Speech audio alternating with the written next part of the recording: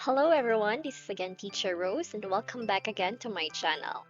And for today's vlog boys, I'm gonna do an honest review about the differences between, where shall I put, Acadsoc and Native Camp.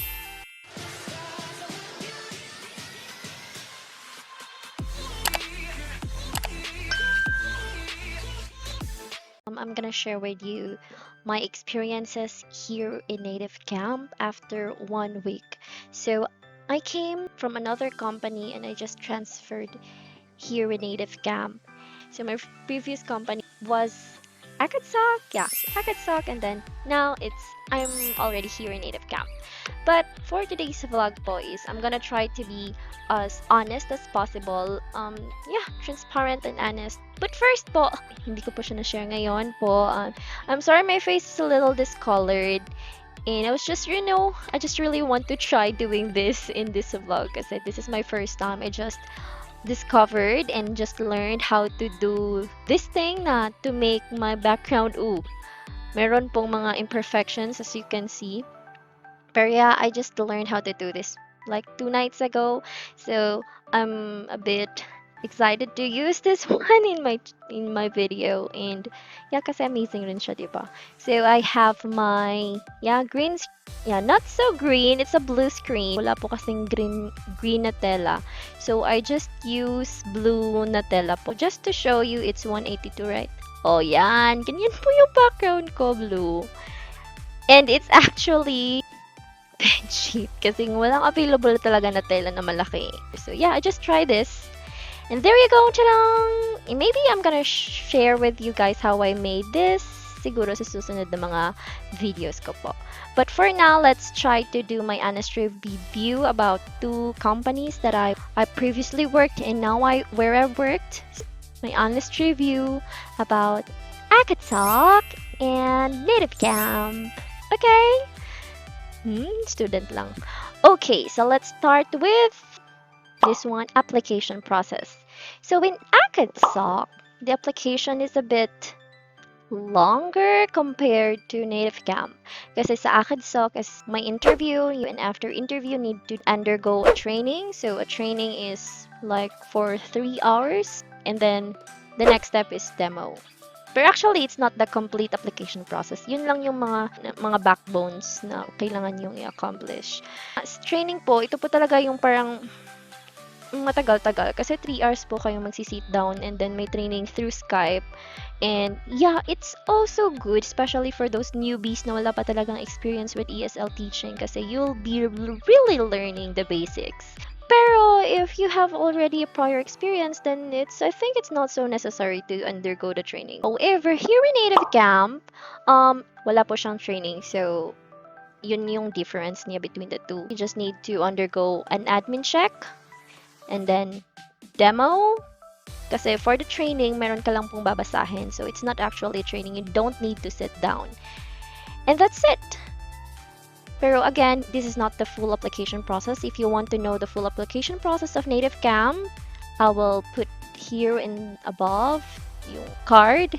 And then also for the of Acadsoc, I will put also this one. However, kasi during these days, marami po talagang applicants kasi a lot of people, of course, are staying at home. So, dito po sa Native Camp, patience rin po talaga kasi a lot of applicants are struggling how to be accommodated during the admin check at the same time during the demo kasi meron lang pong schedule which is in the morning 9 to 11 and in the afternoon is 5 to 7 p.m.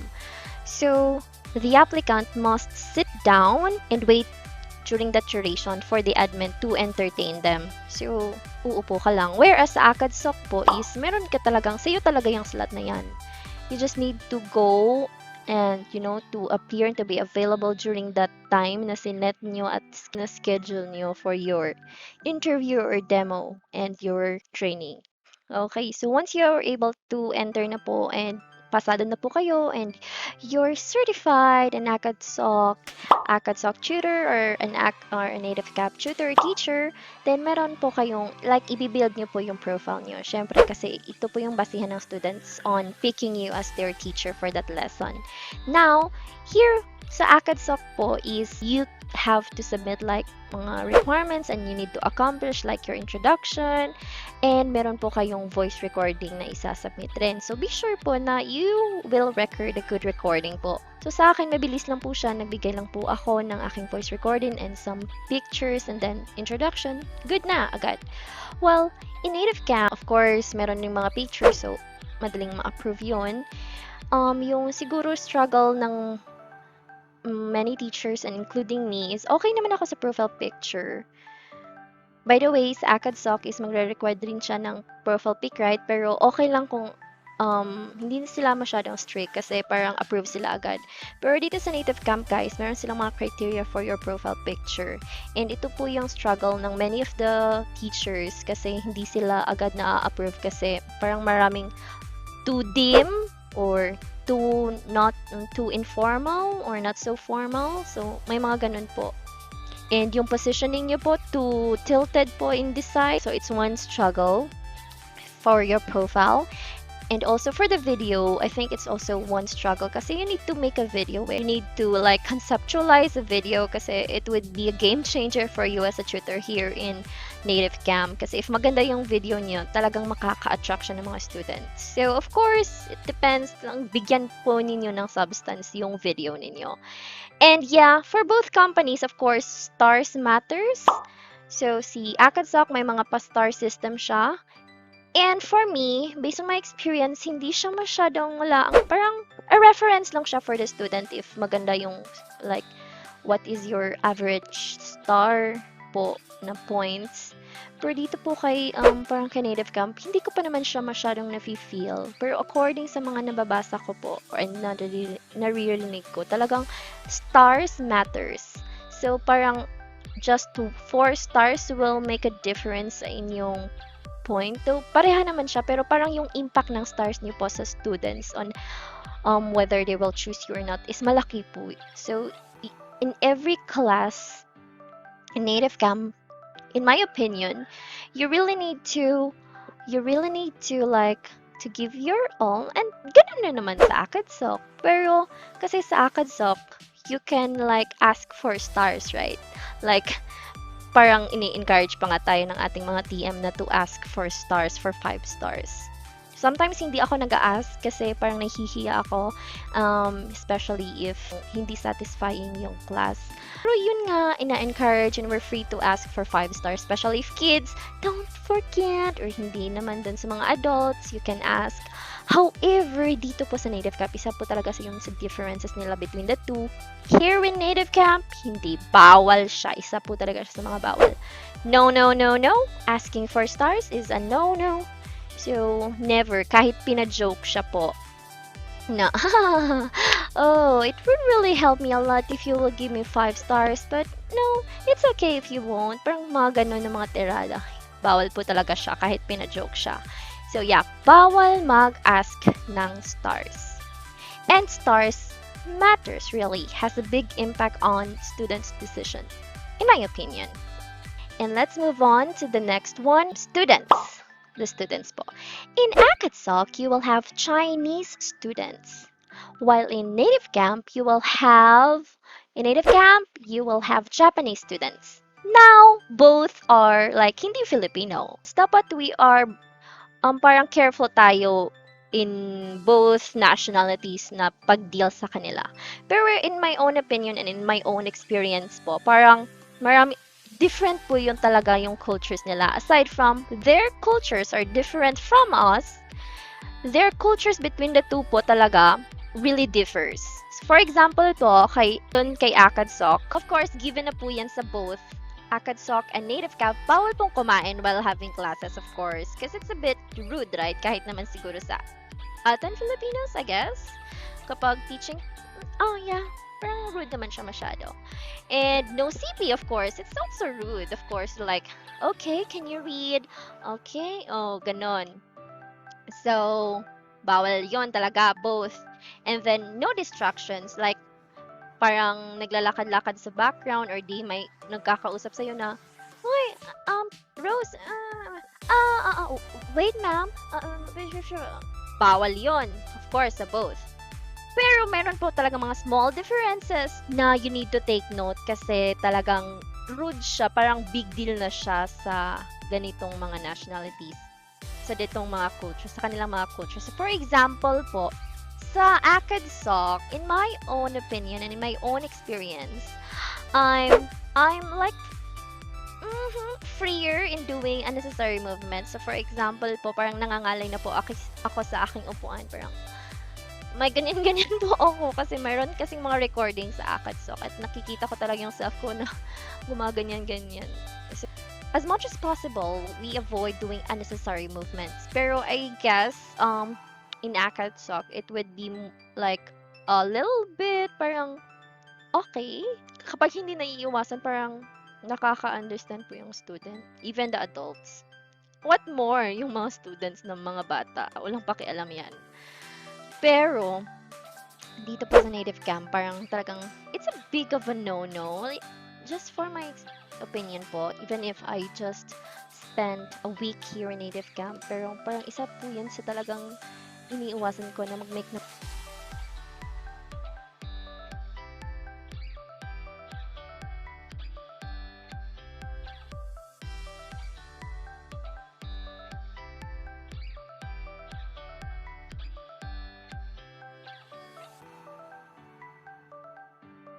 unnecessary movements kasi it's like a bit of a distraction to the student, which is also can be true in Acadsoc, pero parang in my feels po parang talagang di dapat kasi meron po kasi akong na-receive na comment na kino-commend niya ako for no movements po kasi it helps him to concentrate. Here, like I'm a little bit freer to move while here, pero masyadong no muna.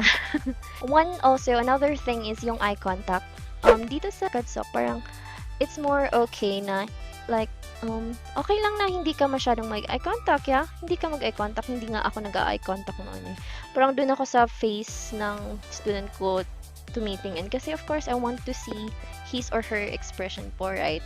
If boring na ba sa kanya yung lesson or do I need to move on already or does he know? Parang ganun po na mga considerations. While in native camp po, parang isa po siya sa parang ini-encourage you need to make eye contact kasi doing eye contact is a sign of parang professionalism and then serious ka po sa inyong ginagawa. So it's maliit lang po siya na bagay pero I have some difficulties with this kasi parang you need to feel pa po yung like yung student, yung klase, kung okay pa ba. And kung magwa-wander po yung paningin nyo, parang it would appear like as a rude behavior. Well, a bit true naman, pero yeah, if you can, just, avoid doing that and just make eye contact po. And of course, both, bawal yung mga ganon, bawal rin sa Acadsoc, of course, kasi parang bored ka, teacher ka, tas bored ka, parang rude ka rin nun. And, pero dun, sa eye contact po, masyadong meron akong difficulty. Medyo lang. And then, the next one is late. Well, in Acadsoc, of course, you would incur a penalty if you're late, pero yeah, meron naman mga cases sa akin po kasi parang medyo forgivable siya sa ating mga students if I arrive late. So for example, after every class, I open right away the classroom and I just put like parang tag or a picture in place of my face na our class will start in a moment with the timer, corresponding timer po using Manicam. So, para mag-countdown siya, kasi meron talagang time, right, to when to start. During those 5 minutes break kasi in between classes, pumupunta ako ng CR, nagbabanyo ako, or hindi, umiinom ng tubig, umiinom ng kape, or may ginagawa ng mga importante, siguro nagbihis medyo, or ano ba. So, kapag naka-arrive at naka-sit down ako ng late, siguro mga 30 seconds, 1 minute late, parang okay pa dun sa student. Sa akin lang, experience, parang I can just I apologize, of course. I'm sorry for being late. Pero you can't help it kasi sometimes you need to really go to the banyo, right? So, to me, in my own opinion, parang mas makaka-understand siguro si Chinese students. Yeah. But in native camp, parang more strict sila. Parang talaga, strict talaga. Kasi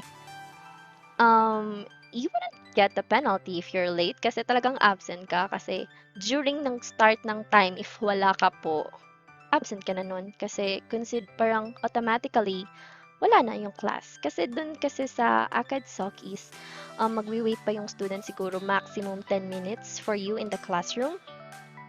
So, pwede ka pang mag-arrive ng late, mayroon ka lang penalty pero makaka-proceed ka pa sa class.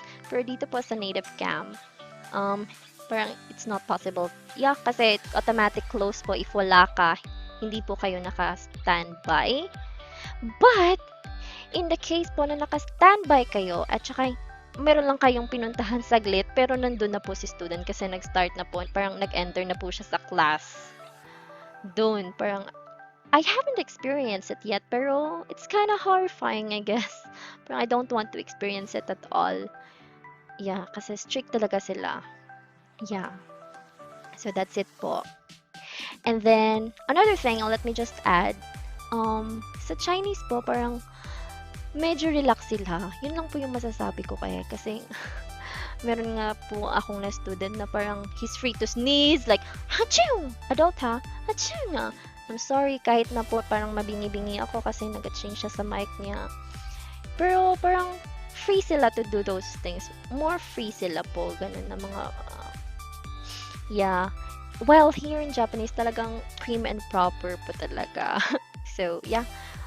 So, that's for my own opinion po. And, yeah, based on my experience. Moving on, lesson material. Now, ito pa talaga yung parang main point ng classes, right? Kasi you're a teacher and you'll be teaching, so you'd be really looking onto the lesson material. So, of course, both po is mayroon po tayong mga available na mga resources, mga materials na provided by the company. So, of course, we don't need to prepare our own materials to be taught to our students kasi meron po sila mga provided. But the difference is that, which is also big, in Acadsoc, merong mga materials po na with instructions, what to do. Teacher, parang notes siya for the teacher, which are both visible to you and to the student. Pero, as a teacher, you need to read really fast and you really need to parang quick po mag-move yung eyes nyo where is the instruction. So, good, right? Kasi mayroon instruction what to do. Pero marami pong mga materials na walang instruction, guys. So, freestyle siya. Paano nyo gawin yun? Parang, yes, dun susukatin yung pagiging resourceful, creative, whatsoever na pagiging teacher nyo po. So, of course, with that, you really need to study ahead of time, right? So, in my case po, especially if when I see that the classes, yun sa mga classes na ituturo ko po is very new to me, I really spend 2 to 1 hour po before ng klase ko, reading all the materials, para maging familiar ako, especially if it's really new, kasi meron po talagang difficult na mga materials. So, yeah. And of course, the flow na, so ganito yung gagawin ko, ganito. Yeah. So, nag-spend ako ng 2 hours to 1 hour before each set of classes just to study the materials kasi maraming materials na walang instruction.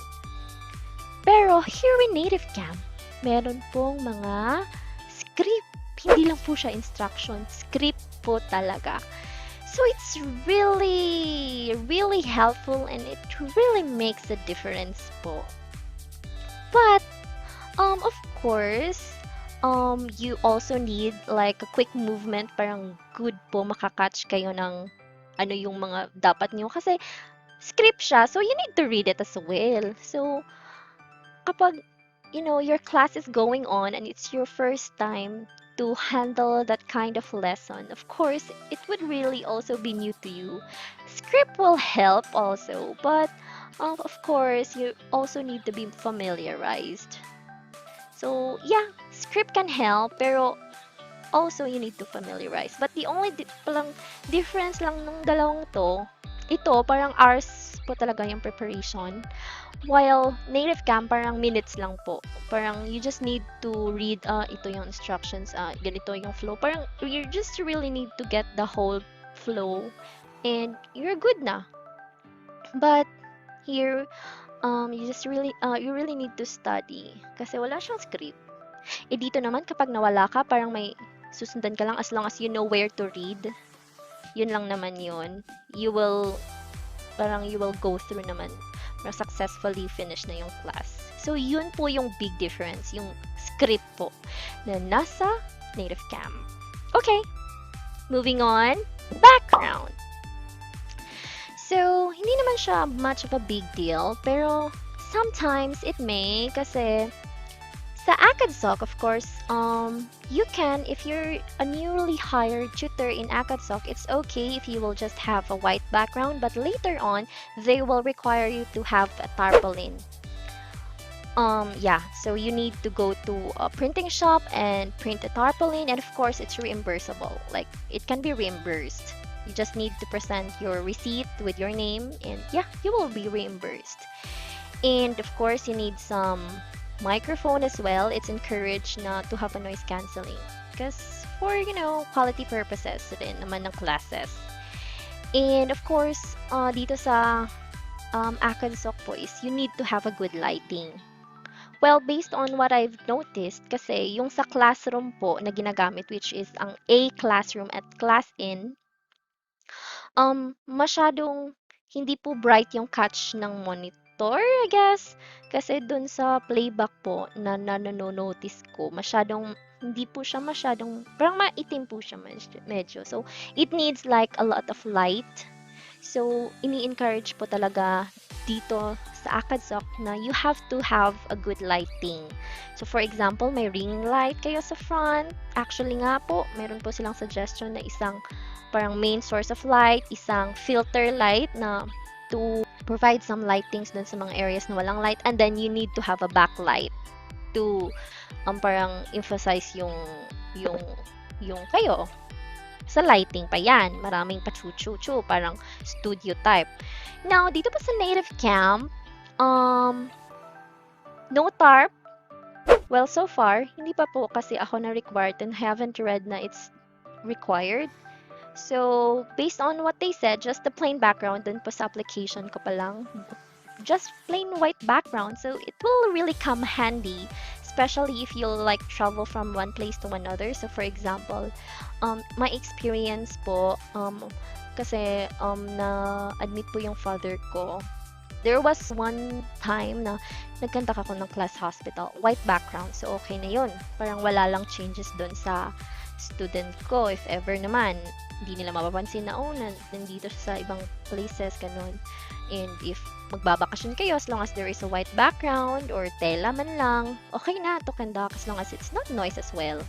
In the Acadsoc, hindi naman siya unforgivable if wala kayong tarp, pero parang there's a big difference po. Yeah. And then noise cancelling are both required, of course, for the quality of the class. But for the lights po, here in native camp, kasi yung register niyo po sa screen, okay po. So, just a little light is okay. You don't need really a set of lighting na main light, filter light, and then backlight. So, hindi siya masyadong require. So, it's like one burden ko noon sa Acadsoc na to prepare really some lightings.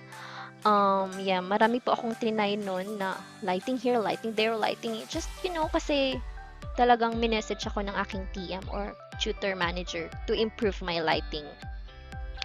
So, yun po yung mga differences. Now, moving on. Moving on po, classroom and platform. So, that's it, guys. This is just the part 1 of my honest review about the differences between Acadsoc and native camp. So, again, these are just like based on my experience. So I just had a very few month experience with Acadsoc and also my first week here in Native Camp. And I'm still new to Native Camp, and so I know, and as well as the Acadsoc, there could be really changes pa in the future. Kasi as time goes by, we do some improvements, and that's also true with those companies. So they will eventually do some improvements, and there will be some changes as well. And I know every ESL company po has its own imperfections. So yeah, this vlog is not in any way attacking any of these ESL companies. In fact, I love them both. I started with Acadsoc. I learned how to be confident in Acadsoc, especially with conversing to foreigners. So it's the first time for me, and I'm truly grateful that Acadsoc accepted me and trained me to be what I am in terms of being an ESL teacher. Please watch out for the part 2 of this vlog, which will tackle about the classrooms used in these two ESL companies, the equipments used, flexibility, salary, penalties, and tutor support. So please watch out for that. I hope this video and this vlog is useful to you. If you do, please don't forget to like and subscribe, and also you may share this video. And I'm also open to your suggestions, comments, and opinions. You may comment things down below, and yeah, I'll be happy as well to answer all of your queries if you have one. And so this is again Teacher Rose, and I hope to see you next time. Goodbye for now.